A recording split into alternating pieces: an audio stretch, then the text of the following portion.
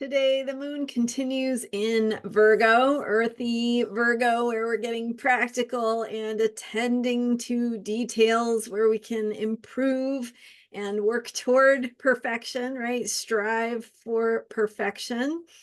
So today, I'm hoping I can share with you 3 self-care tips to help move from criticism to service. So from that self-critical voice to reframing self-critical thoughts to ways that we can be of service. So kind of trying something here. Let me know how it feels if it works for you.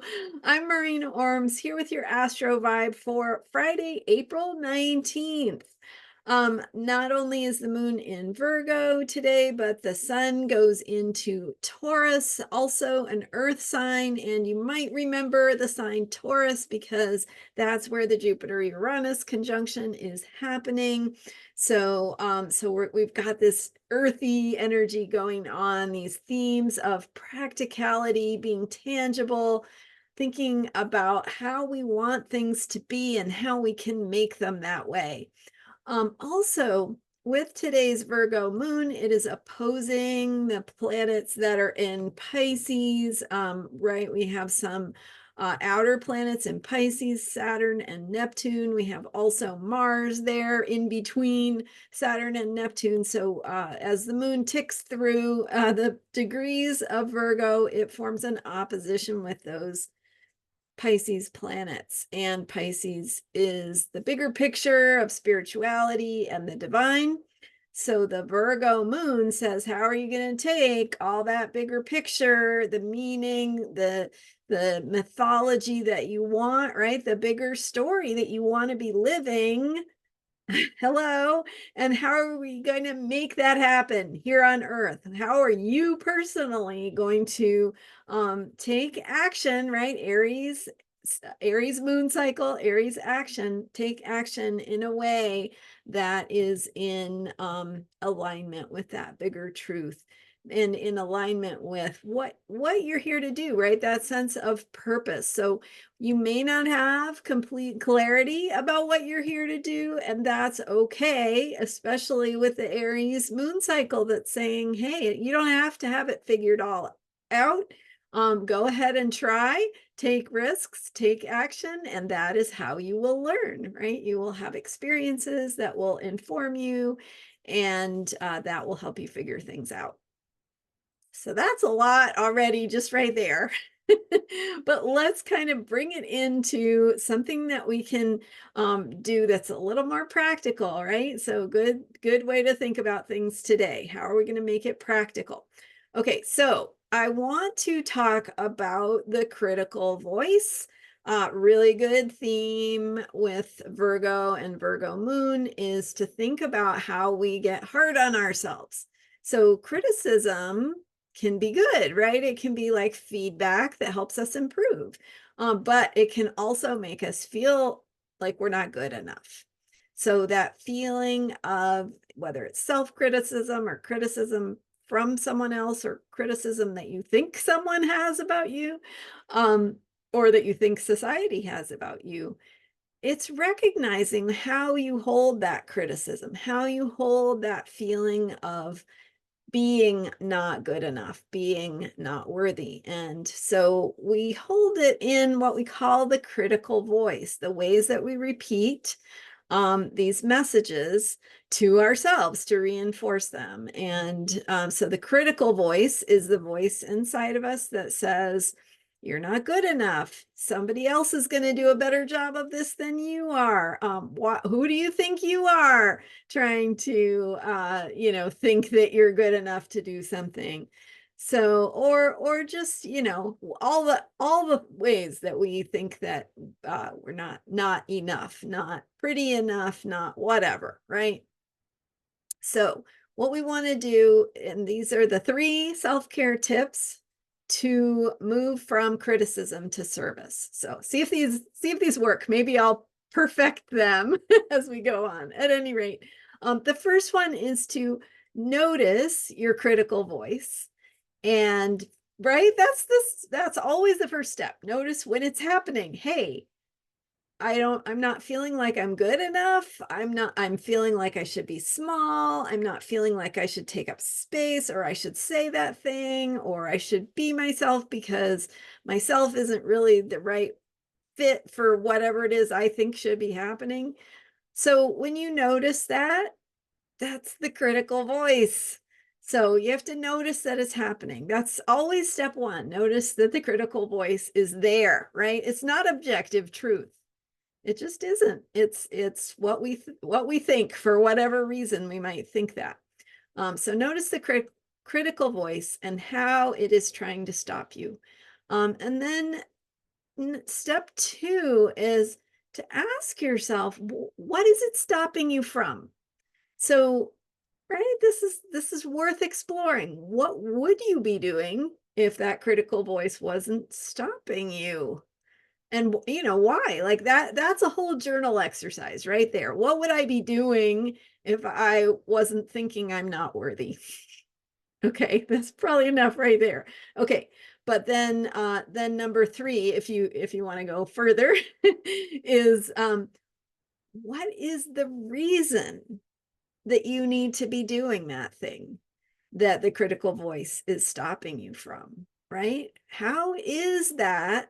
First, what is it? What is it you're stopping yourself from doing? Is it from your creative work? Is it from thinking you're good enough to XYZ? Is it caring about what other people think? You know, whatever it is, what is the reason to do that thing that you are holding yourself back from? What is the reason that that might be useful or helpful to someone else, right? How could that be useful in a way that isn't occurring to you right now, or that you don't think it's important enough, right? So, so how could that thing that you're stopping yourself from, how could it be helpful to someone else if you were doing it? How could it be of service? What could it be of service to, right? Maybe it could help someone else feel better about themselves, right? Like even a simple thing like that could be a reason to not stop yourself. Also, maybe there's something you care about, a cause in the world, something you would like to make a positive difference in, something you would like to see go in a different direction. How can you be being who you are or not stopping yourself be of service to that? What can you contribute that maybe you're not feeling confident enough to step into? So again, I don't have all the answers. I don't know what this might bring up for you, or unlock for you, but those are that's what's coming through for me today, and I wanted to share it and see what you think. And so I would love to hear if you tried these or what you think, and maybe you can help me improve upon my three steps to move from criticism to service. So let me just review them one more time and then we'll wrap up. So number one, to help shift from criticism or stopping ourselves being small to service, being of service, offering what we have. Um, Number one is notice when that critical voice comes up. What does it sound like for you? How is it stopping you? How is it telling you not to be something or do something that you feel uh, you would like to, because whatever, you know, because it's fun, or you want to, or you think you're good at it, right? Okay, so that's number one, is notice you have the critical voice. And then number two is, what would you be doing if that critical voice wasn't stopping you? So what does that look like? What would you be doing if you weren't stopping yourself, or if that critical voice wasn't stopping you? And it's just a thought exercise, right? You don't have to actually do it. If it doesn't feel safe, or you don't want to, or you're not ready, you don't have to do it. It's just a question, right? What would that look like? What would you be doing? So so exploring that, and maybe in a journal. And then number three is, what is the reason that you might want, or it could be good to do the thing that you're stopping yourself from doing, right? How is it helpful? How is it of service? How is it contributing to something you care about? How is it being helpful to someone else? How could it be a good thing?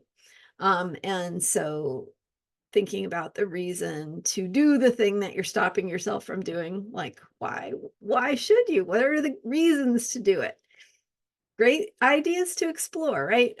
It's such a good thought exercise. So I'm super curious how that works for you and what you notice if you try some of these tips and see what you discover.